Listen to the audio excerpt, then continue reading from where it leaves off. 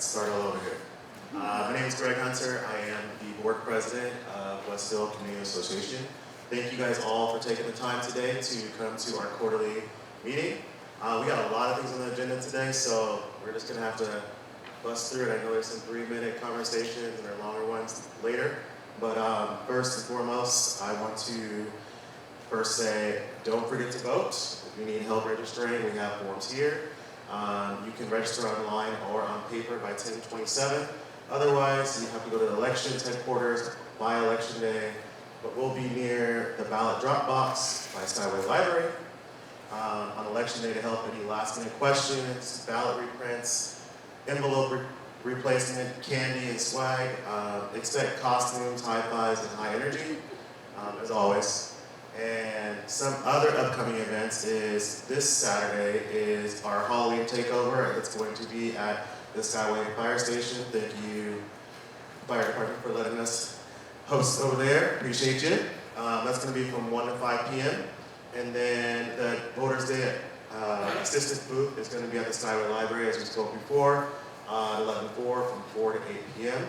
And then last but not least, holiday light contest is coming next month. And so watch all of our pages and sign up for emails, and you can get a gift card and trophy are on the line. So there is a huge contest, and we want to get as many people in the community to sign up for that.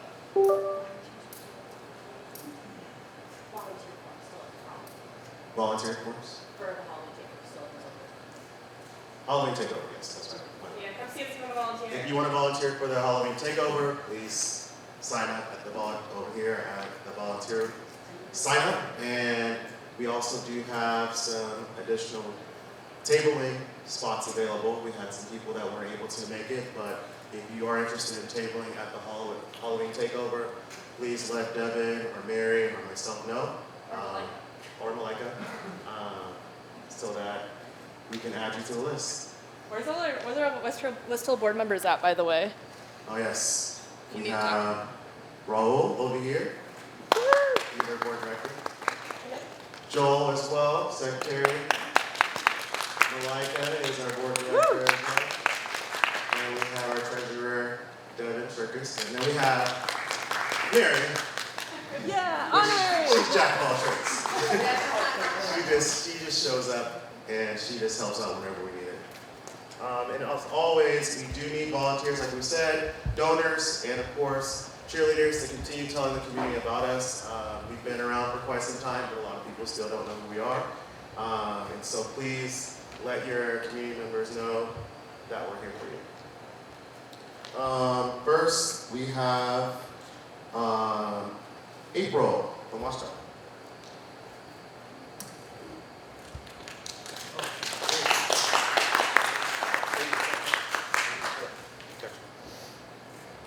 And we have a timer this time. Since I'm first, I get to try out the new gadget. And it's very transportation themed, which I appreciate. So hello, April Delchamps. I am a planning manager with the Washington State Department of Transportation, and my team is helping support a project on MLK State Route 900 from 57th down to 135th. We did some engagement earlier this fall, although it feels like winter already, to kind of get some feedback on some of the different improvement packages and we call alternatives. So we are in the process of compiling all of the feedback and doing some technical evaluation in order to start figuring out which of those alternatives we might be moving forward and how we incorporate your feedback. So I think the next big update from us, December, January, where we'll be bringing more of a substantive update on where we're going from here and how we used your feedback. And that's all I have for today. Thank you.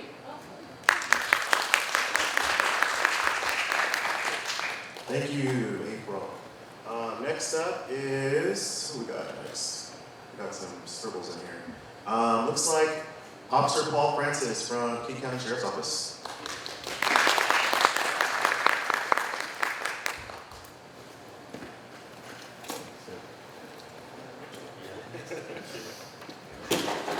Good evening, everybody. My voice is a little bit sore from the Mariners game, so did I bring that up? But anyway, it's good to be here. As you heard, my name is Paul Francis. I'm the brand new community service officer with the Sheriff's Office at the storefront. I just started in June, so still a neophyte. Was gone for about 7 weeks for training, and I'm back here full-time. A little bit about me. I was born in Australia. I grew up in Tucson, Arizona. I have a bachelor and master's degree from the University of Arizona. I worked in state government for about 18 years. I worked for the legislature for 5 years, and then in higher ed for more than a decade for the public four-year colleges and universities in the community and technical college system. I've always been interested in law enforcement. I did a Citizens Academy with Burien a number of years ago, and deeply believe in the value of public service. And so that's why I'm here. I really want to thank everybody for the warm welcome. This is such a great community. I've had a chance to get out and talk to people and visit some businesses. And hopefully you see me at all of these events. I want to, at the end of the day, I'm here to serve you. That's the way that I look at it. So please know that I'm here to support in any way that I can. You're always welcome to roll into the storefront office with questions. Sometimes we have deputies there. We always have deputies in Skyway, but of course, they're often out and about, various calls and requests for assistance and such. But I'm usually there. And people will come in. Many times it's a civil matter, may not be a criminal matter, but I'll sit down with anybody and really try and help them navigate whether it's the criminal justice system or government or whatever it is. People have multifaceted problems. So that's one of the values of my position, is that I can take the time to really help you wherever you are and help you navigate, because I have been a civil servant for a long time, so I'm used to complex bureaucracies. So that is one value that I provide, is doing that. We do not currently have a storefront deputy. Many of you may remember Detective Norris, Mike Norris, who was with us for a number of years. He has moved on, but as I mentioned before, we always have deputies here in Skyway, so know that you're always covered here. Some issues I want to mention. I know I only have a few minutes, so I'll try to be fast here. The encampment next to the fire station, I've gotten a number of questions about that. It is going through the court process to get everyone evicted from the property, but that takes some time, so know that that is happening, but that likely will continue for a little bit of time. Residents have been provided services through the Salvation Army and other organizations, so that is also obviously very important as well. Another issue that I'm hearing a lot about, people are coming into the office, is phone scams. People are, we probably all, I have gotten calls like this, you're late, you haven't responded to jury summons, you have a warrant for your arrest. Please, please, please be very careful when you get calls like that, because those are not always people who are located out of Washington. In some cases, those folks are located here and are looking for your address, or looking to get you to an ATM. So just be very wary about that. And like I said, you're always welcome to come in, call the non-emergency line. We'll talk about that in a second. If you're having any particular issues there, it's always good to report that. A lot of abandoned vehicles as well. I hear that pretty consistently.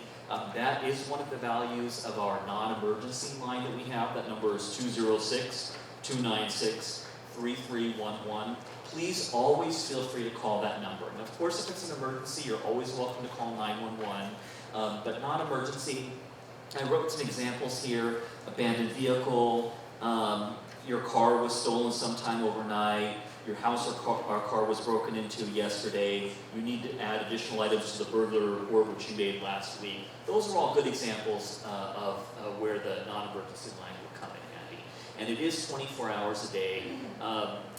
Obviously, our deputies are focused on the highest priority requests, so it may take a little bit of time to get to you, but I promise you will be in the queue and we'll get to you as soon as we can.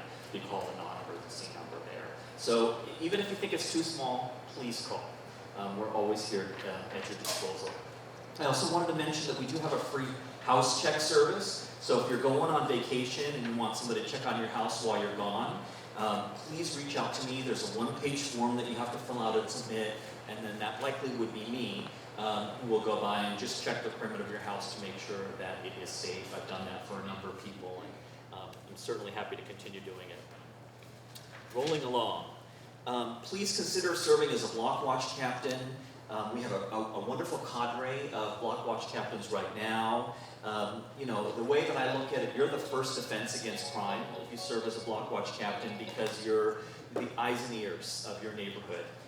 For you and your neighbors. So if you're interested in that, please let me know. I am working on a distribution list so I can pass along updates. For example, I shared information about this meeting with all my block watch captains, and I hope to convene them periodically. So, you know, for example, I want to do a session on preparing for a natural disaster, and maybe have somebody from the county come out, and so we'll do various things like that.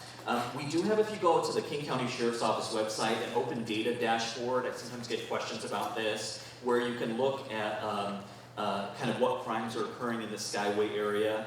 You just click on news data and reports, then crime data and reports, click on the Southwest Precinct, and you can see, for example, I did that this morning to see, well, what are the, not all crimes are listed because if it's still under investigation, it's not going to be there, but I looked, did a search to see, well, what's happened in October. So you're seeing some motor vehicle thefts, some DUIs, thefts from a motor vehicle, shoplifting, et cetera, et cetera. So, you know, that's public information you're certainly welcome to see there. And I have a one-page handout on this, but we do have various car seat events throughout the year.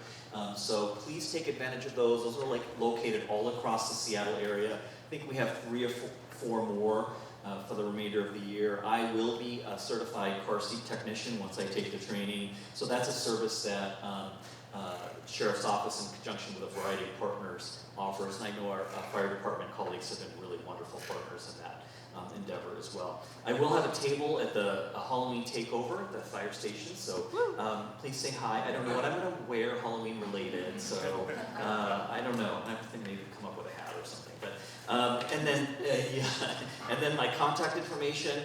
Please always feel free to reach out to me. Like I said, my cell phone number is 206-391-0116, and then my email address is pafrancis@kingcounty.gov. Like I said, I'm always here for you.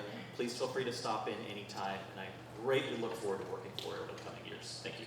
Paul, we have a question online. Someone wants to know if they wanted to track the court cases, what would they look for? How would they get that information? If they wanted to track For the eviction process. Why don't you have them reach out to me, and I'll get some more information on that. We can talk offline. Yeah, Thank you. Great. Thank you.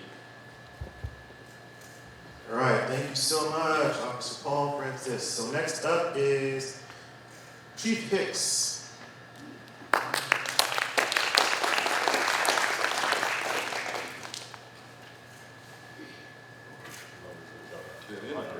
Don't go that way.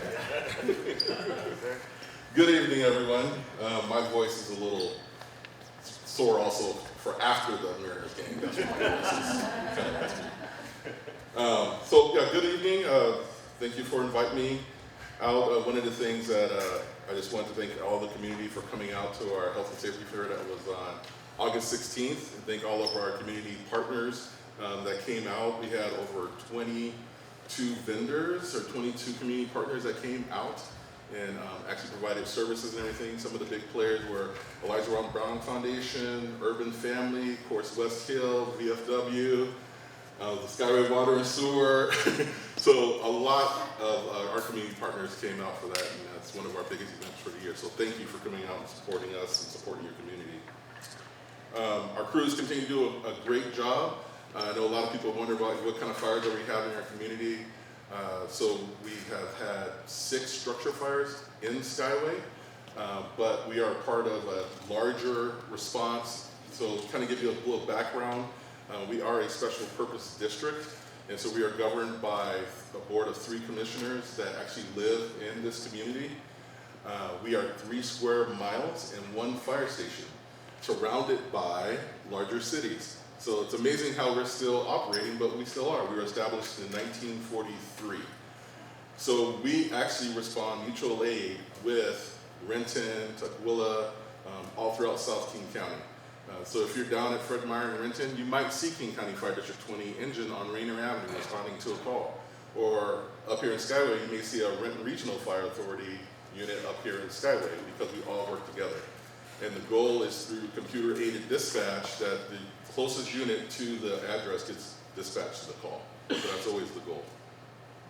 So a little background with that. So with that, just in our district, we responded to 6 structure fires so far this year as of September 30. And we responded over 2,051 calls as of September 30th this year, just with our small fire district. So that's a good call value for a fire district our size. One of the projects I've been working on, I don't know if the news has been out there, but the owner of the blue triplex, if you know where our property's at, adjacent to our drill facility, actually offered an off-market deal to purchase that triplex. If you're familiar with that small, about 3,500 square foot triplex. That was about 3 months ago, and we went ahead and made them an offer because of the off-market deal, and we purchased that triplex. We've been working with the residents. One resident has moved out, and they were offered rental assistance along with moving expenses and their full deposit back. And we have great communications with the current residents that are left. And our plan is, our long-term goal is to take that property and tear down that building and build not a facility, but a building that will house our reserve apparatus and our equipment and such. So right now, we have a fire station down in Bryn Mawr that's been there since 1944 that houses our reserve apparatus and a lot of our equipment. Well, you know, we drive down there probably, if not every day, every other day to get equipment. So that's a lot of trips down to the lower station. That's what we call it. That's our nickname, the lower station. And to get supplies and reserve apparatus. And our goal is to bring that equipment up on the hill so we're not driving down there to get equipment and reserve apparatus. And so that's kind of our goal. There is an easement when the previous owner owned the property, and the property line is actually half of the drill field. So if you came up for the Health and Safety Fair where we had our Junior Firefighter Challenge, we actually didn't own that property. It was an easement with the adjacent property. So now we own all of the property. So that's our goal with the triplex. And that's where the inflatables for the Halloween takeover are going to be. Yes. You may have seen if the voter pamphlets are out, the Medic One EMS levy. I'm going to kind of explain how that works and what that means for you and for us. And so right now, the current is 23 cents per thousand, and it's a 6-year levy that's going to expire at the end of this year. So it's a renewal levy, and they're asking for 25 cents per thousand. So what that means for this community is that we receive funds through the Medic One levy that helps fund our BLS unit and helps with training and funds the mobile integrated healthcare unit that you see respond up here in Skyway. Okay, and so this is all of King County that this levy affects. And so King County is just asking for a renewal, and it also funds the ALS unit. So the ALS unit is the Advanced Life Support Unit. So if we were ever responding to your house, you dial 911, we will get there first, and we are basic life support. So we're providing, you know, some of those life-saving measures initially, and then the medic unit shows up, and you'll see King County Medic 1 on the side, and they're providing those life-saving measures, whether it's providing IVs or other life-saving measures that the medic unit provides that transports you to Harborview if you're in major trauma or if you're having a heart attack. They're pushing drugs and meds that either stabilize your heart rate or stabilize your blood pressure, and so that's what they provide. So we work together with King County Medic 1. So if you see that on the ballot, that's kind of what it's for. Okay. So any questions on anything I've talked about so far, especially with the levy, because you're maybe thinking that we're putting on the levy, but it's actually all of King County. Great. And that's pretty much my short report. I want to thank my staff that came out tonight, the firefighters that came out that are on duty tonight. If they respond to your house, they better have smiles bigger than what they have now to help you and not be shy. So, yes? Can you say anything about what the causes of the structure fires were? 5 of the structure fires were accidental.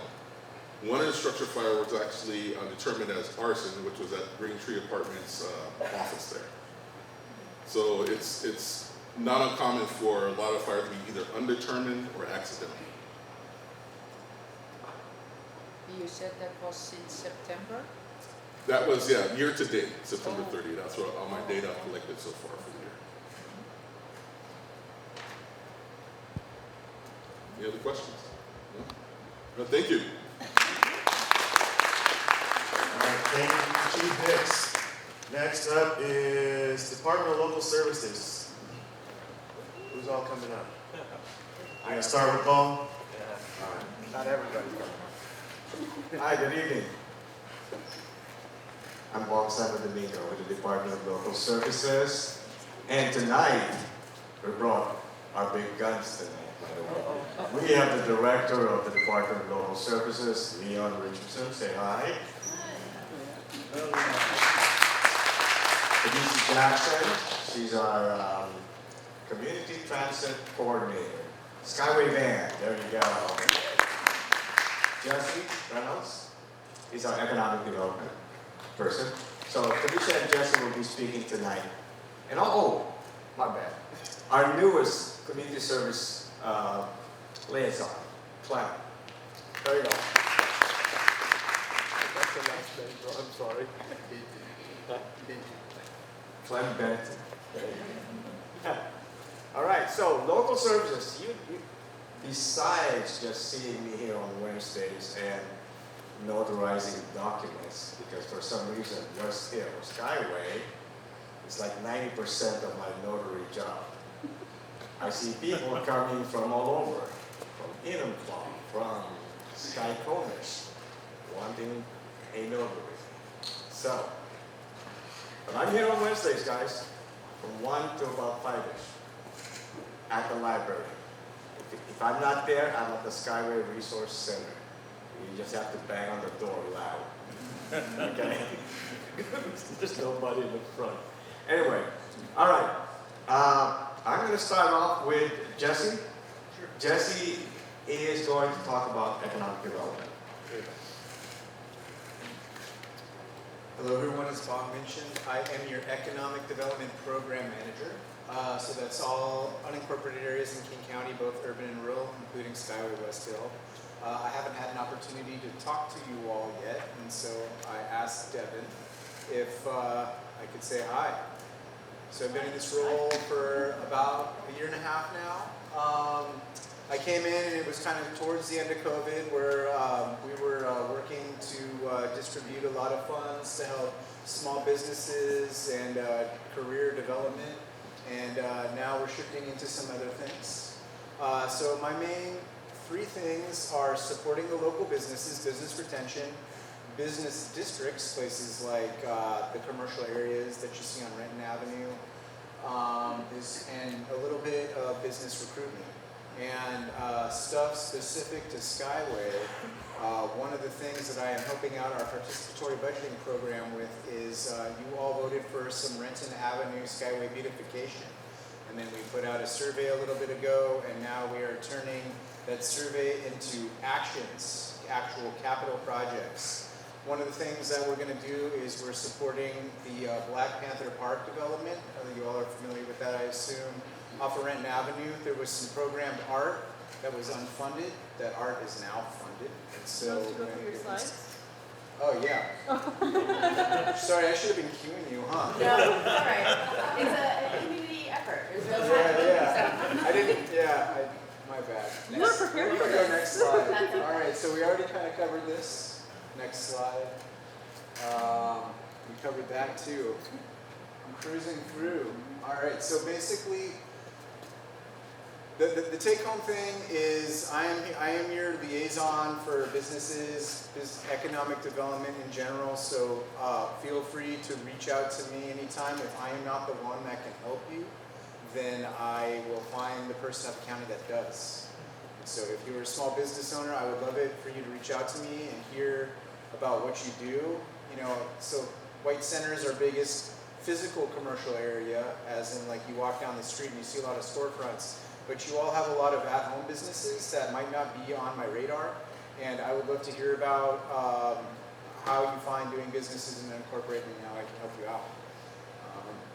Next slide. Also, we have some financial empowerment classes. So we have myself, and then we have Philip, who is our White Center Economic Revitalization Manager, but he is also open to cover folks in Skyway as well. And what he's doing right now is financial wellness, financial education courses for both small businesses and individuals, and there is an event happening tomorrow, and there's more events that are going to happen, and I assume these slides get distributed out, but you can find the information right here, or you can email me. My contact is at the last slide. But I wanted to let you all know about that. It is in White Center physically, but you all are welcome. It's about a 20-minute drive from here. So it's free too. I should have probably emphasized that a little bit more. All right, next slide. I'm going way out of order, but I did want to mention, so we're actually going to be, for the beautification funds, which is $500,000 total, we are going to be with our roads division walking down streets here this week, looking at physically where we can put assets in the ground. So it's a little tricky because the funding is, oh, am I out of time? I see that's a red light. No, you're fine. Oh, okay. So it's capital funds. So these things that go in the ground need to be durable and long lasting. So like,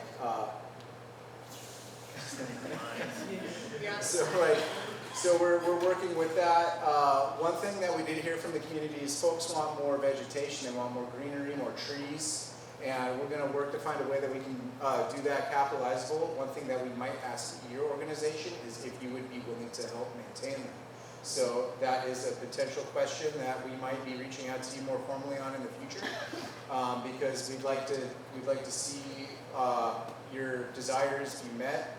Also in a way where these things can last for a long period of time. All right, next slide. And this is me. I'd love to connect and hear your story. You all have a great community, and I feel like I'm only scratching the surface with the times that I've spent here. So, thank you for your time.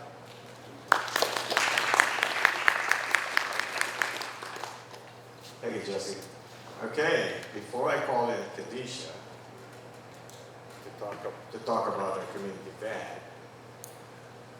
I'm going to take pictures of all of you. Yeah. I just got a text from our PIO. Hey, take pictures. So I'm doing that. There you go. All right. Quickie announcement. PB, participatory budgeting. We will have an info session in November. So stay tuned. We will get program updates and all that good stuff. Also, I know you've heard this a while back. Hey, there was a utility box contest, art contest. Well, winners have been selected, and they will be notified next week. Okay? We don't know what time, but it will be. Okay. You guys have seen those vans, this community van driving around here? Well, this person is the one coordinating all that. So, Ms. Khadijah Jackson.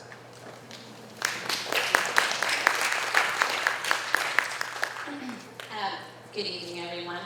I do have a few notes on my phone just so I make sure that I hit everything, but I do know this program like the back of my hand. I'm Khadijah Jackson, the Community Transportation Coordinator for our Skyway Community Van Program. It is a rideshare program that is available for the community and driven by the community. We currently have just 2 vans, but we soon will have our 3rd van back, which is our still a passenger. And they're currently parked at Silent Task Force, the fire station, thanks Chief Hicks. And also our last one will be joining at Akin, Cynthia Green Family Center. What else? We are always looking for volunteer drivers. I shouldn't say what else, I should look at my phone. We're always looking for volunteer drivers because to help get you around. You always need at least a minimum of 2 passengers to ride with you. Metro pays for the gas and the insurance on the vehicle, so that's a breeze. And you're able to go at least 2 hours from Skyway, but have the van for however long you want, just not overnight. The van also takes care of tolls when you're crossing like 520, and except it doesn't cover ferry rides unless you're using the Vashon van. We also have 11 other jurisdictions that have community van in them, and to ride the van. It only costs $3 for adults, $1 for seniors, and youth ride free. So it's a really cool program. My contact information is in my pocket, and so if anyone needs that, I'll be able to pass these around. But yeah, it's a really cool program. It's been around for the past 4 years, and so the more that people know about it, the better it will be able to serve everyone. Thank you. History of the community van. That was Metro's alternative transportation mode because this community asked for some sort of transportation during the only bus route is north-south on Renton Avenue. So there's nothing going east-west. And Metro came up with this idea of community van. So please use us. We have the vans all over here. There's a difference between, what was the other van? Metroflex. You see that Metroflex, right? Yeah. But they're limited as to where they go. This van that is not. Okay, keep that in mind. Okay? Thank you very much. I'm going to put our director on the spot here because he's already here. He might as well say something.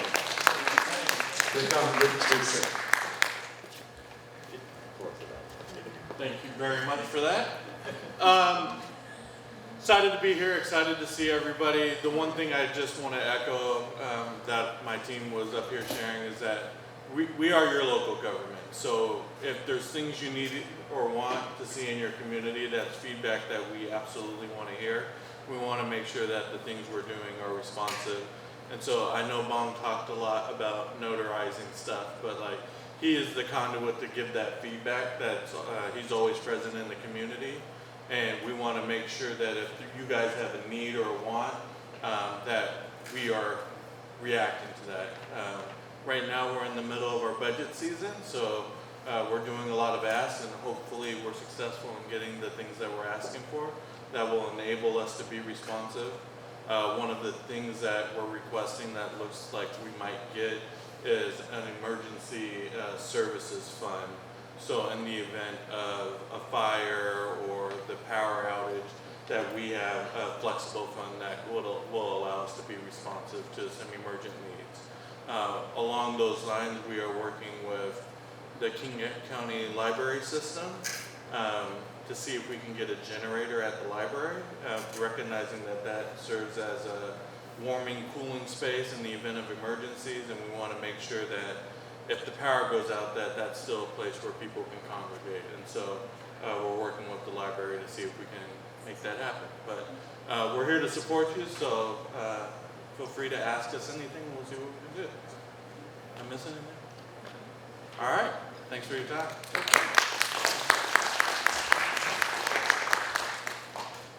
All right, thank you, Leon, and the rest of the team. Who do we have next here? We have Cynthia with Skyway, Water and Sewer. Clap, clap, clap. Yes, Cynthia! Go get him! I feel like a movie star here. So for those few of you that may not know me, I'm Cynthia Lamoth. I'm the general manager of Skyway Water and Sewer District.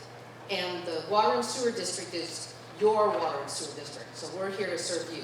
I'll be really brief because it sounds like we have better speakers here than myself tonight. A couple of quick notes. This nice fall weather is really enjoyable, but we're actually in a water shortage situation. So right now, the Seattle, Tacoma, and Everett areas are under a drought advisory. We're just asking that you conserve and be mindful of how much water you use. It's not an emergency yet. The middle third of the state of Washington is actually in a drought emergency. So there are farmers on the east side of the mountains that are going to have to curtail irrigation and other uses of water. So in empathy with them, let's use our resource wisely.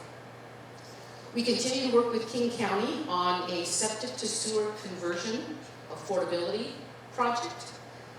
How we can get people who are on septic system that want to be on public sewer be able to have the main out in the street and for it to be affordable.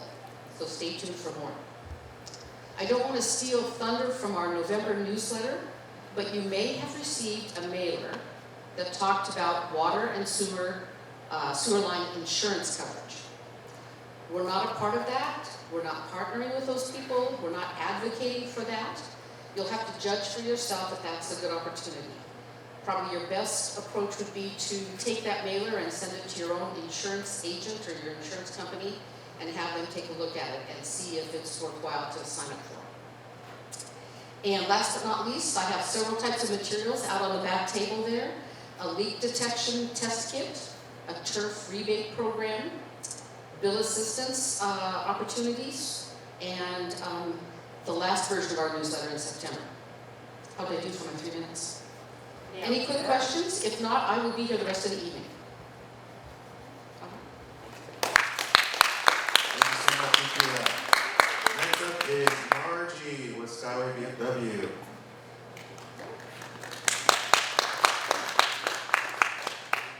Oh, thank you, Greg. Thank you. Hello. My name is Margie Lindberg. I'm with the Skyway VFW. Our commander, Chad Hasbrook, is at the post tonight with our special needs scout unit, adult scout unit. A lot going on, and I just realized I didn't bring the QR code thing. But I wanted to let anyone know, if they're not familiar with the Veterans of Foreign Wars, we're the nation's oldest veterans service organization and auxiliary. More than 100 years, we've been serving veterans, service members, and their families in countless ways, with hours of volunteering, donations, and general help. So, if you wanted to be a member of the Post, the easiest way to say it is that if you've ever served, if anyone is here has ever served, we say combat boots in a war zone. And if you were married to or are related to a husband, wife, mother, sister, daughter, grandmother, granddaughter, grandson, grandfather, son, brother, father, husband or wife, I think I said wife, you are eligible for the auxiliary. Let me set that aside. Just a second. Thank you. What do I put right here? Thanks. Okay. I do have over on the table, next to the blue area over there, I have some information you can pick up.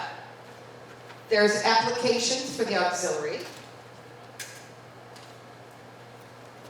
I have applications for the Post. Now the fun stuff. We are also a part of the West Hill Community Halloween Takeover. Yeah, it's a big thing.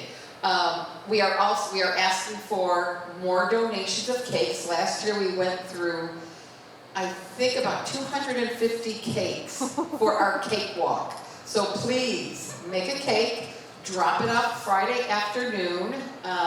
We will be having our cookie decorating again, our Halloween costume contest, some crafts, and free hot dogs and snacks, as well as the trunk or treat there behind the Penn Center. Does anyone know where the VFW is? Anybody? Okay, does anybody not know where the VFW is? Okay, so go back up to, where the library is, the library, go across the street, and then we're tucked in back behind the model shop. We've been trying to put up some bigger signs so that, we're easily found, but we have always welcomed the community. Thursday nights we have hamburgers, $7 hamburgers, full meal deal. This Friday we're having karaoke. If anybody likes to sing, yeah, we're gonna do karaoke, kind of Halloween-y themed. It's a potluck, so bring something to potluck. Saturday, of course, 1 to 5 will be the Halloween takeover. So I did put out some of these, so take one home with you, and everyone is welcome. It's a great time. So we put that here. And then I do want to talk about the auxiliary and Post. We sponsor youth essay contests as well as an art contest.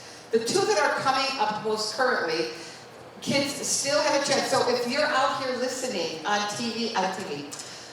on the phone, on Facebook, to me it's TV. If you're watching something, it's a TV. Anyway, if you have your students at any of our hill schools up here on the hill, the elementary schools, Dimmitt, Albert Kelly, at Renton High too, because we have community members who go down to Renton High. For our 3rd, 4th, and 5th grade students, we have an essay contest, and the theme is How I Respect the American Flag. We give awards at our level, we call it the post level, the district level, and then at the state level. So the schools have been sent these, but you can also find them on our website. For high school and middle school. Middle schoolers, it's called Patriot Pen. And this year they've made it simple for middle school and high school. They're doing the same theme. So it's not going to be any different. Everybody from 6th, 7th, 8th grade and all of our high school students can enter the contest. I've got information here. It's also on our webpage. Patriots Pen. The theme this year is how are you showing patriotism and support for our country? For the middle schoolers, the prize for that is $5,000. National prize is $5,000. Again, we give a prize at the post level, district level, and the state level, and then you go on to the national level.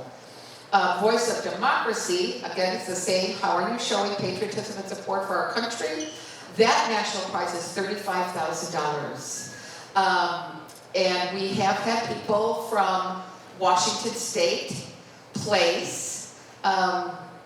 So it's a great opportunity. Again, all of the information is there. I know we sent it over there to Mr. Matheson. He'll be coming up next soon, I'm sure. So, but if you're out there watching us on Facebook, check out the Skyway VFW website on Facebook, or the website, VFW, Skyway VFW, 9430, and there's QR codes. They've made it really easy for middle school and high schoolers. They've got these little QR codes, and the kids do it all online. So before we used to do it, kind of the old-fashioned way, we'd separate it and spread it around. So, I have those over there by the table. Oh, thank you, Mr. Matheson, he's right over there. I also put a few other pieces of information. If any of you are veterans, most veterans don't realize what they have available to them. So, take some information over there. I will also be here all night, and later I'll put some of my business cards, up there. Anyway, thank you. Thank you very much. Welcome. Thank you, Greg. Thanks, Margie. All right, so sidebar over here. Mr. Baum forgot to tell the community about a little something. So the Alan Painter Grant, which is a $5,000 grant per project, is open right now, and it's due on December 5th by 5 p.m. If you're interested in learning more about the Alan Painter Grant, please reach out to Baum or go visit him on Wednesdays at the Skyway Library or bang on the door at the SRC. All right, so next up is, let's see. Sorry, long list here. We're getting there. I know Devin Love is up here. She wants to speak real quick. And she's with Public Health.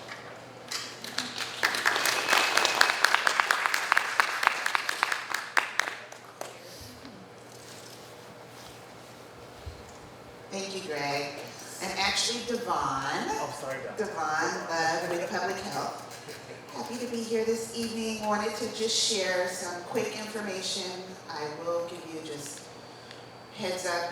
I'm just returning from 2 weeks of vacation, so Devin sent this email. I got it and jumped on coming here to provide some information to you. The team that I serve on at Public Health is our Access and Outreach team. We actually have offices in the Skyway Resource Center next to DLS. So happy to be there and see you all. We're there Monday through Friday, 8:30 a.m. to 5:30 p.m. and the second and fourth Friday of every month. I'm telling you this because my team, the Access and Outreach team, focuses on health insurance enrollment, and open enrollment is coming up. It starts November 1 and goes through January 15, 2026. So that is an opportunity for people who are interested in getting health insurance to sign up, those who are interested in taking a look at their plans, maybe making some changes to do so. But the most important thing I want to tell you all about that process is that there are federal changes that are coming down. Those will not take place until later on in 2026. So if anyone knows of a person who needs health insurance because they have some medical issues they need to deal with, it'd be very important for them to go ahead and sign up to get access to health insurance through our team or other teams. I have some flyers here that talk about open enrollment and what we're able to do. We do, again, health insurance enrollment, and we also help support applications to other public benefit programs, things like basic food, and we support Orca Lift enrollment as well. Metro comes into the Skyway Resource Center 2 times a month, and they're there to help people get passes immediately, but we can also support subsidized passes and things like that. And our WIC team comes to the Skyway Resource Center every Friday, and they're there from 8 to 5 and can help clients who need access to their WIC benefits. One thing to note about the WIC benefits is they are one of the slated programs to get shut down with the federal shutdown, but Public Health and City of Seattle have come together to help support clients getting access to those benefits for the time being. I think it's another month or so, but we're hoping that the shutdown will eventually go away and things will reopen. So I wanted to share that with you and just encourage you all to let anyone who needs support with health insurance enrollment to come up. We do have some events that we're doing in communities, so the flyer that I have shows some of those events for November, but we'll do events throughout all of open enrollment, which again is November 1, 2025 to January 15, 2026. Thank you. Thank you, Devon.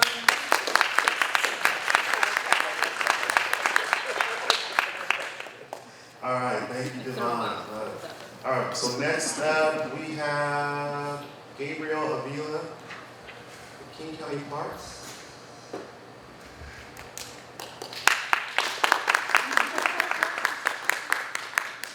Thanks, everybody. Yeah, I'm Gabriel Avila Mooney with King County Parks. I'm sure you've noticed that there's been a few park projects happening in the area, and I'm with the community engagement team. And so we will be, oh, you got me up there and everything. Yes, thank you.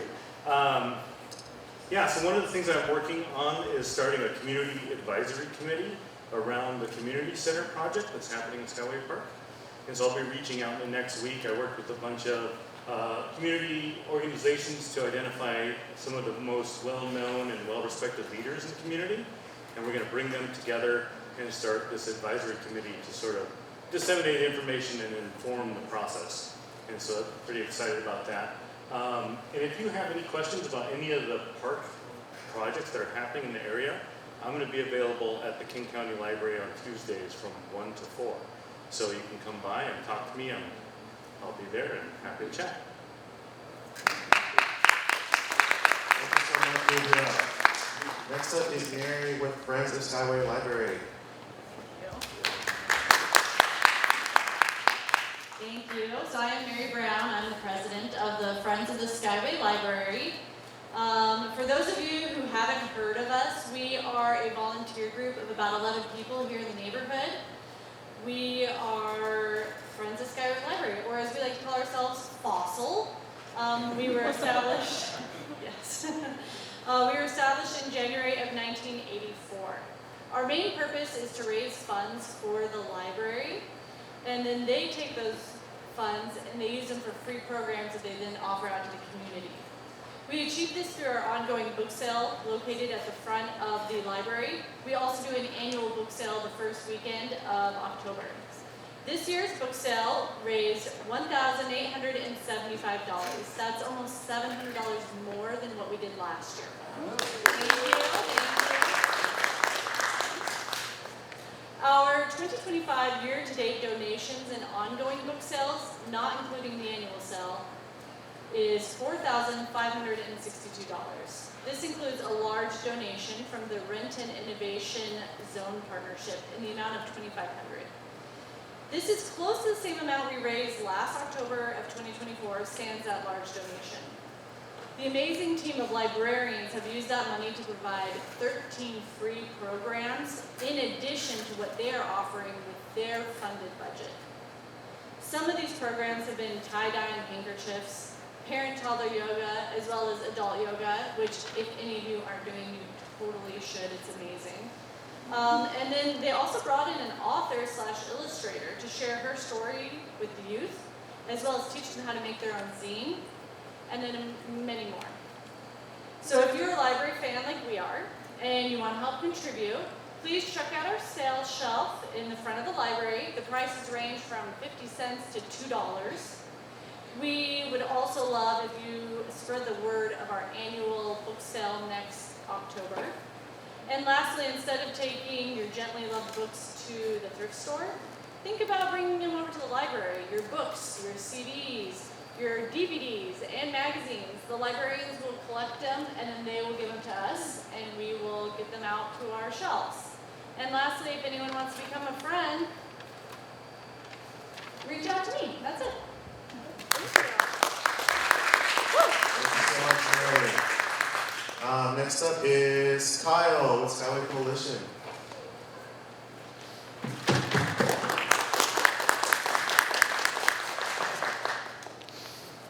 Good evening, everyone. My name is Kyle Blentine. I'm the Community Engagement and Communication Specialist with Skyway Coalition. If we haven't met yet, I'd love to meet you. I'd like to share a few updates on a handful of projects that we've been working on here in Skyway. To start, just a couple weeks ago, we unveiled the Youth Sparks Grant Project. So 100 of our young leaders shared testimony last year to the King County Council on the importance of investing in youth programming here in Skyway. The goal of the grant is to strengthen local youth organizations' efforts while meeting the needs of youth programming. The awards for the projects that have happened or will happen January 1st, 2025 until December 31st, 2026. Applications are due November 7th. Moving forward, we have the Harvest Festival, so the last farmers market of the year is this Sunday, October 26th, 11 a.m. to 2 p.m. at the Skyway Resource Center. It's going to be featuring members of the Skyway Business Collective, as well as trunk or treat and free tree giveaway. It's also going to be featuring community partners, DJ, and free food. There will also be a special opportunity for the community to get updates and share feedback on our Skyway homeownership and green space projects. Moving forward, we have the updates on the Skyway Resource Center. We are excited to have been welcoming our tenants and partners for special events and celebrations in the new space. Our team has also been building our network of partners and providers to connect more resources to Skyway and the Skyway Resource Center. Stay tuned via our newsletter for upcoming open house dates. Also, we have the King County Council 2026-2027 budget. Skyway Coalition submitted a proposal for priority investments for Skyway, focusing on affordable housing, investing in our Community Development Association and the Skyway Resource Center, as well as youth programming. You might be wondering, how can the community continue to support in the next week? Attend a budget hearing. You can find those dates online. You can send an email in support. And finally, you can email our council member, hotline as well. Lastly, going into the community center, thank you, King County Parks, for setting the groundwork for that. I know that King County Parks and the Skyway Coalition have been working together for several years. And as the Community Development Association, we represent the community's voice in this important development. As Gabriel said, we're looking at forming a community committee. King County Parks and the Skyway Coalition are working together to identify representatives and roles in the community to serve on this committee. We hope to convene the first meetings by the end of the year. Please follow King County Parks and Skyway Coalition on social media to stay up to date on any news from the community center.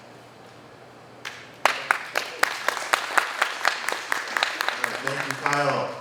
So, does anyone else have anything to say before we move on to some written reports and then jumping into the main event? All right, excellent. So we got a couple here, King County Urban Forestry Program, Get Up to 4 Free Trees this Sunday at the Farmers Market, which Kyle just spoke about, from 11 a.m. to 2 p.m. at the Resource Center parking lot for all 98178 homeowners. Renters with property management's permission, businesses, child care, and places of worship is also welcomed. Lake Ridge Garden Club, the second annual wreath making event is Saturday, November 29th from 10 a.m. to 1 p.m. in the King County Fire District Admin Building. The event is free, but donations are always accepted. And then we have Public Health Seattle and King County. Get your septic system checked at least every 3 years to prevent a nightmare or sewage backup in your house or sacrificing your yard. What's the link? Hold on. There's no link. There's no link. There's no link. It says free technical assistance and septic rebates available. Septic maintenance rebate can help you help with regular septic system inspections, pumping, or riser installation. Oh look, this is kingcounty.gov/price rebates. So next up, we have our feature presentation with King County Elections. We're honored to have Director Julie Wise with us. So Director, please come up.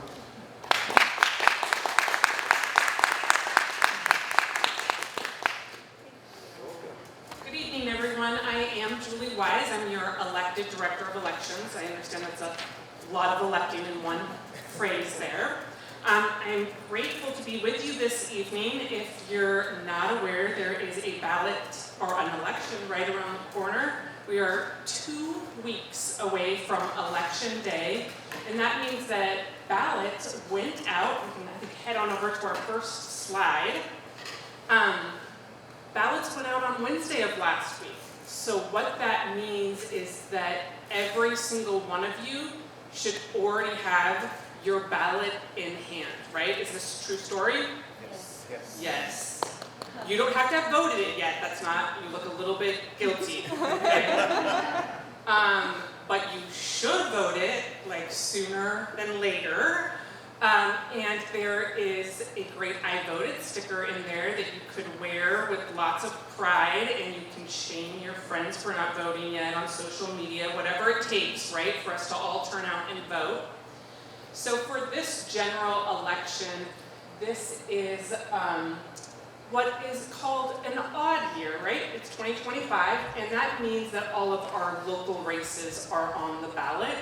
So we're projecting just a 45% turnout in this election. We're talking about 640,000 ballots being returned to the elections facility for this general election. And we're going to be voting on, there's almost 500 candidates running for a little over 330 some different races across King County, right? Because in King County, we're running elections for 191 something jurisdictions. And so this is the year where we're going to see and vote for our city council, our school board, our fire commissioners, and a whole host more. In fact, we've got 18 ballot measures that are going to appear on folks' ballots from across the county. Some really important issues from state to, again, fire and city measures as well. Did you know that we're vote by mail? Okay, I was just looking for a little, engagement here. Okay, but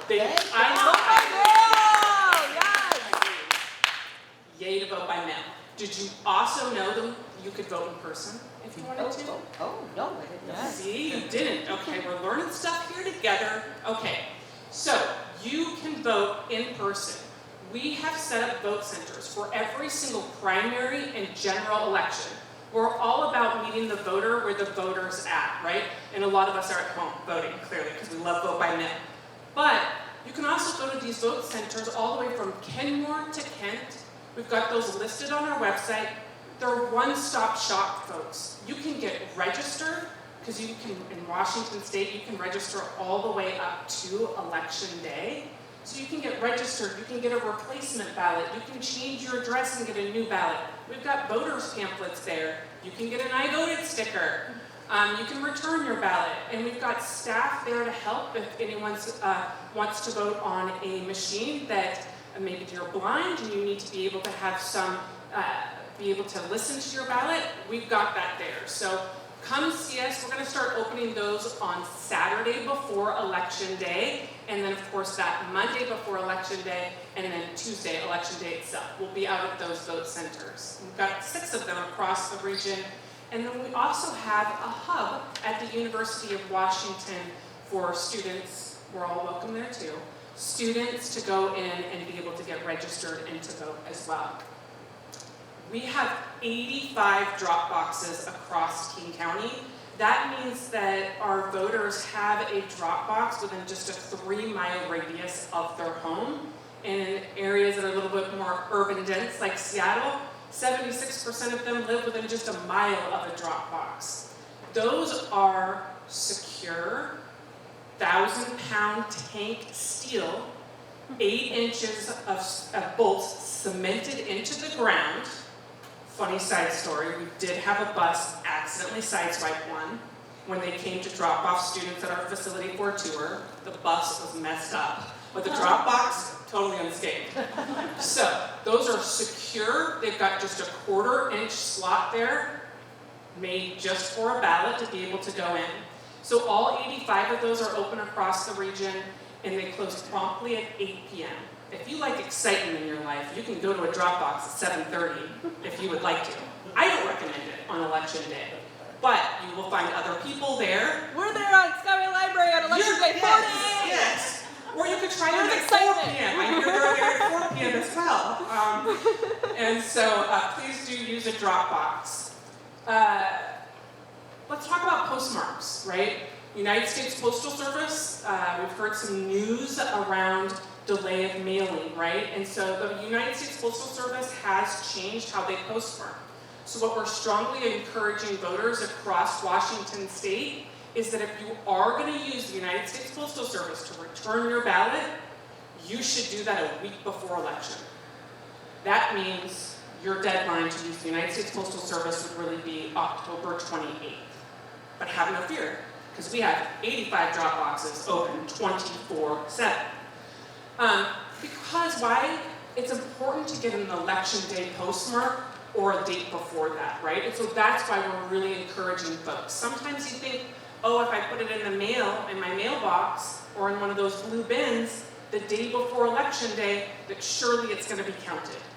And sadly, sometimes it's not, based off of pickup, right? So we just really want to encourage folks. Postmark is important if you are using the mail. Really cool feature if you are a big election geek, and we have almost 170,000 registered election geeks, and maybe some in this room. Yep, okay, I thought maybe. You can sign up for ballot alerts.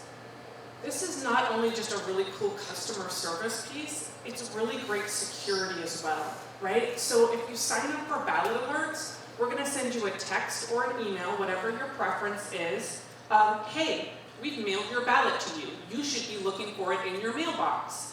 And also, when we receive your ballot back to our office, you're gonna get another text saying, hey, it's safe in the hands of elections.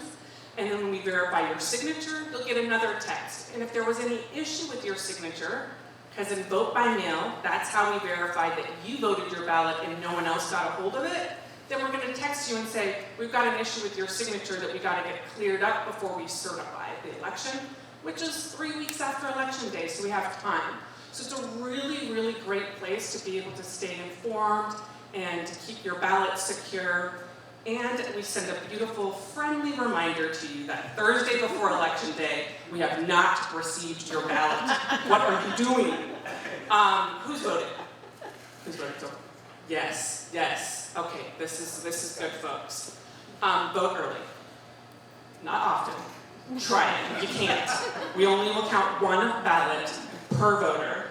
But vote early, it's a good thing. We also sent out voters pamphlets. I know this creates a little bit of confusion sometimes, but think of it like a present, and you got 2 of them. One from the Secretary of State's office that was green that had state issues in it, right? We've got a state ballot measure, some state races. The other one was blue, and that's from King County, and that's got all of the other information that's on your ballot. You can read about the candidate, and they provided a statement that they wanted to say to you about why they're running for office. So that's a really great place to start if you're wondering who to vote for. And oftentimes candidates give us their contact information, right? So you can call them or go to their website or check out their social media and find out a little bit more about their platform and where they stand on issues. So strongly encourage those voters pamphlets as well. And if maybe you got it a week or so ago and someone accidentally threw it out, that's okay. It's all available on our website as well. So let's talk about some of this myths of vote by mail that we hear the current administration likes to pick on vote by mail. I don't think it's a coincidence, folks, that vote by mail states have the highest turnout in the country, right? Why? Because we show up where the voters are, right? It's convenient for voters, but that doesn't sacrifice security or accuracy. So our elections, and I can tell you, I've been with the King County Election Department for 25 years. Started when I was 11, rules were different then. I'm just kidding. It just dates me really quick. I'm like, 25 years, move on. I can't. I love elections too much. I love voting too much. So in 25 years, I have had half of that time working when we had polling places, and half when we would move to permanent vote by mail. Unequivocally. Vote by mail is the most secure elections you will find. The most secure election system not only in the country, but the world, I would argue. Okay, why? We've got a paper trail for every single ballot. Did you know, fun fact, we hold on to every single paper in a federal election for 22 months. Slight wording issues, but it's also the law. Vote by mail is secure. And we perform so many audits before, during, and after every single election. We even go as far as essentially doing a small manual hand recount of ballots in our facility to show and prove that our tabulation system is counting those ballots accurately. Our drop boxes, those steel tanks we were talking about, there is a set procedure that each of the staff have to use to be able to empty those drop boxes, and all of those ballots are brought back to our headquarters, which we're located in Renton. Speaking of, we have a really amazing state-of-the-art facility in Renton, where we have people from around the world that come to see how we're running elections, because we were the largest vote-by-mail county for a decade. And then people went, oh my gosh, they got almost a 90% turnout in the last presidential election. I wonder what they're doing. Maybe we should see what they're up to. So California and other states, Colorado, Utah, Alaska, Hawaii, all started following suit, right? And so we've got a really amazing, impressive facility that I invite each and every one of you to come to. You can give yourself a self-guided tour because we believe in radical transparency. That means we work behind plexiglass.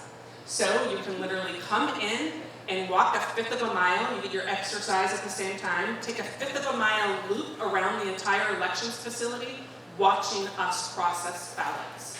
You can do a self-guided one, or we'd love giving tours. You can contact our office and we'd be happy to give you a tour of our facility as well. We also have web cameras live streaming us working because, again, we have nothing to hide. We want to show what it looks like to process ballots. And so it sounds like a boring, possibly, pastime to watch on the internet us working on a web camera, but people do, and I encourage you to do it as well. It's always important, I make jokes, but it's important to get eyes on the process so we can trust in it, right? So I get that. Another way is that we've got political party observers. And so I want you to know that we've got a robust observation program with both of the major political parties. as well as we have an award-winning, a nationally award-winning program where we partner with the League of Women Voters. If you don't associate with either party, but you still want to come in and be an observer, being an observer means you're right on the floor, right there with the election staff, being able to watch them process the ballots. All right. So let's talk a little bit about the executive order that we've seen from the president, specifically as it regards citizenship. A couple of things I just want to make a note of. We've got a lot of lawsuits happening right now with the executive orders that have come out of this administration, so nothing's taken effect, okay? So know that. I have joined those lawsuits as an amicus brief, which is a friend to the court, because I'm a subject matter expert in voter registration and elections. And secondly, I just also really want to point out that the Constitution makes it very clear, which is that states control their elections. It says in the Constitution, the manner, the place, and the time is determined by the states. So our laws dictating elections is determined by our Washington State legislature, and we've set up our election system, how we want to run our election system. And I would argue we have some of the best laws and the best elections in the country. When you are registering, it's the honor system. You're affirming on an oath that you meet the qualifications of being a voter, and that includes citizenship. If that was to be contested, it can be punishable all the way up to a Class C felony and a $10,000 fine. I would also like to note, though, that we're not seeing that. That's not what happened, but that's not what's happening, is people that are not citizens trying to get registered to vote. That can really impact their ability to ever become a citizen in this country, and it's just not something that we see. We hear this sort of thrown out that there's more opportunities for voter fraud with vote by mail. That's not accurate, folks. When you register, you're providing your driver's license or the last four of your social security number, and that's going to a statewide system. It's still being validated and verified that you are, in fact, a person, that you, in fact, do have those credentials, right? We also make sure that you're not registered in another state. We make sure that you're not registered in another county. So there's a lot of verification. It's not just sort of anyone can just register, right? There's processes happening to make sure that our voter rolls are up to date and accurate. It was already stated, you can register up through October 27th. Otherwise, come in person to one of our vote centers and see us. And again, we talked about how important it is to mail your ballot and use a drop box. And my last pitch is vote because you matter. Make your voice heard. Thank you so much. Here's our information. Nope, my last pitch is our amazing election administrators work so hard, you guys. And it's been a hard time to be an election administrator. We've seen a mass exodus in this country because we get threats, unfortunately. We've seen a real hostile environment just trying to deliver democracy. Dan, Nahid, thank you so much for being here. They make this happen. And just a quick plug too, they do a fabulous job outreach and engaging our communities and provide translation, election materials in languages, Korean, Spanish, Chinese, Vietnamese, Russian, Somali, and English. So if you need anything, of course, we're here. We got voter registration forms, but we couldn't do this without awesome, dedicated folks. So thanks, team.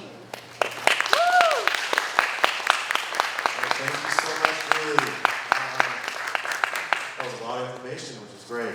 Next up is Randy Matheson with Renton School District.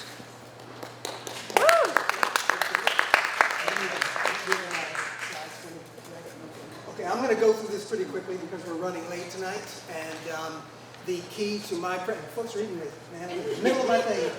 See, they're leaving right to that. I want to recognize school board member Susan Talley here tonight.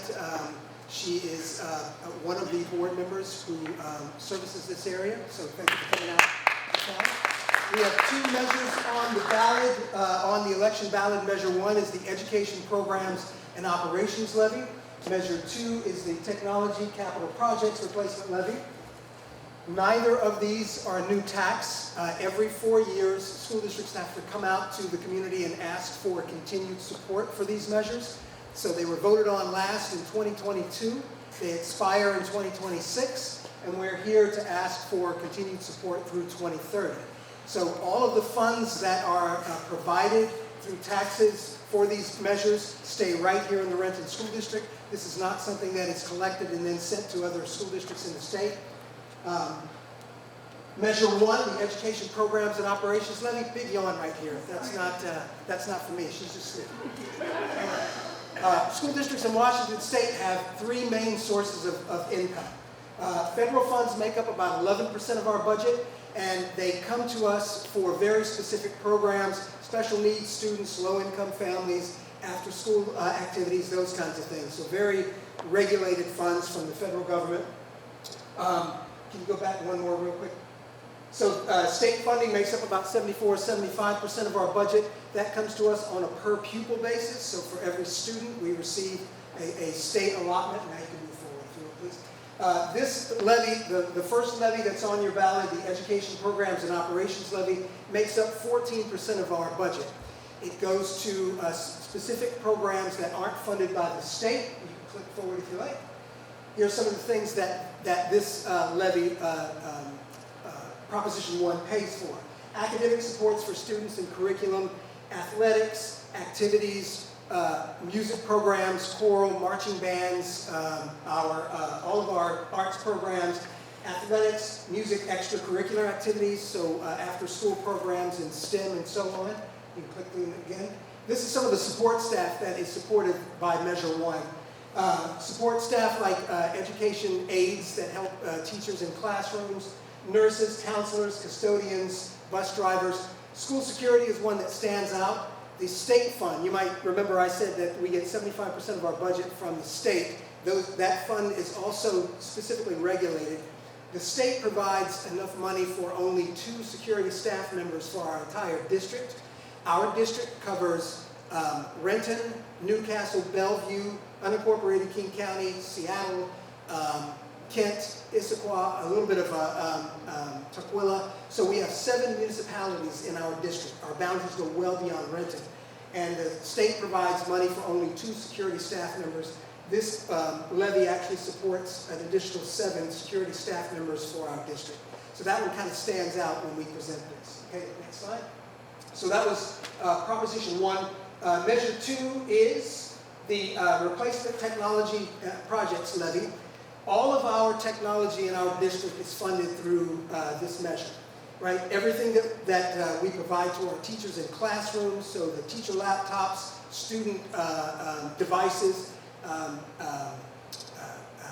iPads for kids from kindergarten through 3rd grade. Our kids use iPads in the classroom. Every one of our classrooms has a board like this. It's a Promethean board. This one is sort of in TV mode, but the boards that are in classrooms allow a teacher to move from showing something that's on their desk, on the screen, to the entire classroom, moving to the internet, moving to district curriculum, going to YouTube, so a teacher can actually move to different kind of curriculum within the classroom using these boards. All of these boards that are in all of our classrooms are paid for through the technology levy. And of course, a lot of the stuff that you don't see, but it's important to us, to any kind of programs, software, servers, storage, network switches, firewalls, Wi-Fi, all of that is paid for through this levy as well. That's the technology piece of it. The second piece of this Measure 2 is school maintenance. So a lot of our schools, of course, need maintenance on a regular basis. This school actually has been around since the mid-90s, late 90s, and it's in really good condition. I think you'd agree, and a lot of our communities use our buildings. Our commitment is to keep our buildings in top condition so that we're not replacing buildings on a regular basis, right? And so this levy, the second measure on your ballot, the second piece of that second measure actually pays for all of our maintenance that goes on in our schools, fixing bathroom fixtures, HVAC systems, those kinds of things. All right, those are the 2 things on your ballot. Now let's talk about what it costs you. Okay, the next slide, please. Our tax rate in the Renton School District is going to be level and set for the next 4 years of this levy. That means that our tax rates in the Renton School District will not increase even if both of these measures pass.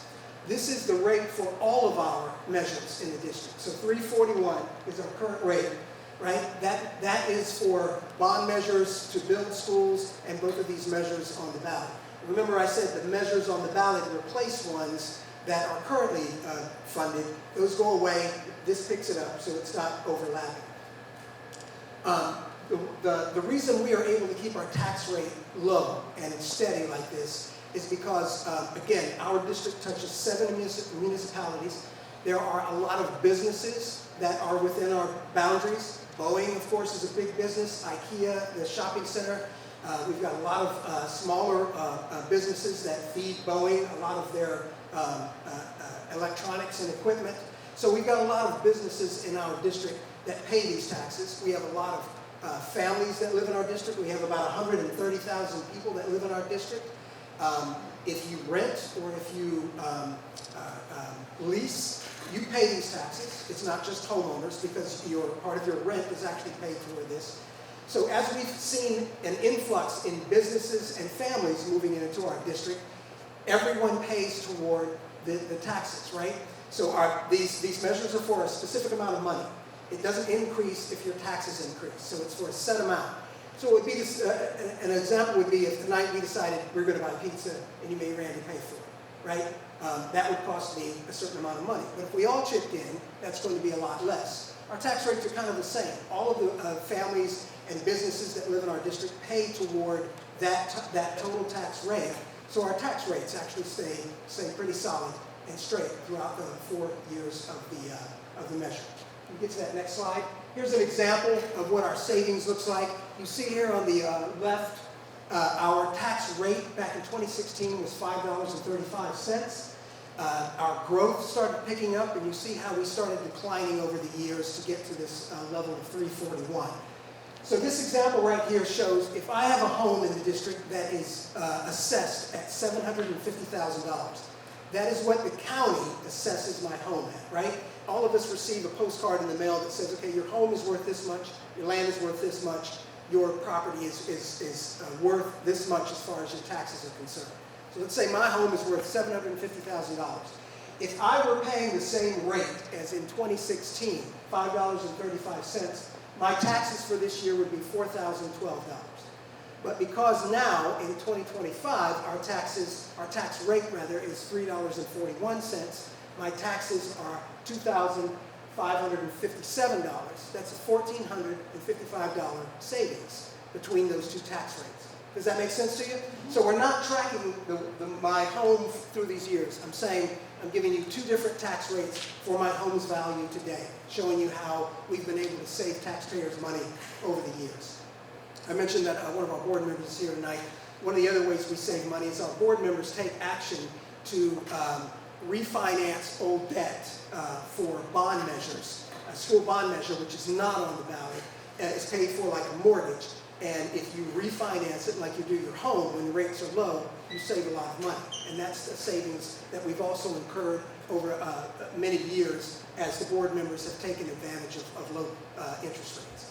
So that's what's on your ballot. That's what it means to taxes. And this is what you can do to, one more forward there. Vote. Vote by November 4th. Vote the week before November 4th if you're mailing it. I can tell you, as was mentioned earlier, that the great majority of our voters actually drive their ballot to the elections office on the night of November 4th. It's excruciating to watch the numbers and try to figure out where we're at as far as voters are concerned when we know everybody's voting, the majority of folks are voting on November 4th. So we have to wait until the 5th or the 6th to really get a good count on what we're looking at. But vote by November 4th. If you want to go to our website, this presentation is on our website, rentonschools.us. You can click one more, please.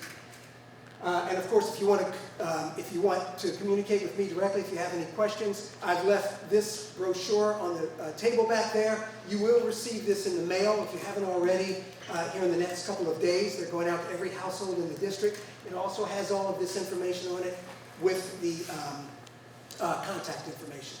That's my pitch, folks. I'm out. Can I drop it? Don't drop it. We're borrowing it. You have to pay for that with a tech levy, actually. What's that? You have to pay for that with a tech levy. Yeah. That's your tech. That's it. Yeah. Hey, that's all right. That's in the tech. All right. So I've been asked to give an update on Renton High School. Most of you know that we are rebuilding Renton High School. That was voted on in 2022 by voters in November of 2022 to completely rebuild Renton High School. Part of the work that we were going to do, that we did, is we need to find land to rebuild the school. You need about 33 acres of land to rebuild a high school. It's a lot of acres. It's a lot of acres in this type market. We spent 2.5 years looking for that amount of property. We actually found about 10 properties that had some level of interest to us. We made a bid on one. We were outbid by a health organization. So we turned our attention back to the current site of Renton High School. Does everybody know where Renton High is? Right down the hill, right? So we are purchasing homes in the area of the rebuild, and we are purchasing the businesses in the area of the rebuild. We are paying fair market value to everybody who owns a home or a business in that area. Obviously, not everybody's happy about leaving their home. A lot of us in this room wouldn't be happy about it. However, there were some folks who actually had they rent their home and they had squatters in there, so they were very happy to get rid of those folks and sell their home and move on. So we're still working with a couple of homeowners and a business owner, but for the most part, we've purchased the land. Everybody got fair market value. We also provided the equivalent of about $64,000 above the fair market value. And that was for them to use, to pay for their realtor, to find somewhere else to live. We're going to move all of their property to include their garden if they have something. We also allowed some folks who got in early to stay rent and mortgage free in their home until we get to a point where we're ready to actually put a shovel in the ground. We're rebuilding Renton High School along Logan Avenue. Does everybody know where Logan is? It's right down by the transit station. So the new school is a 3-story school, will be along Logan Avenue, the high school is in its current configuration, will stay in its current configuration. Kids will go to that building until the new school opens in 2030. Once the new school opens and all the kids move over, we leave the facade of Renton High School as it is, and the Performing Arts Center as it is. That becomes part of the new building, and then everything behind that facade actually drops down. We put fields in there for softball and baseball, small soccer and football practice field, just like our other high schools have. Again, opening of that school we hope is 2030. We're on time and on budget for that thing, and we're pretty excited about it to give all of our students who live in this area and throughout the Renton service area a new school to attend. Is that it? We good? Solid? Okay. Thanks.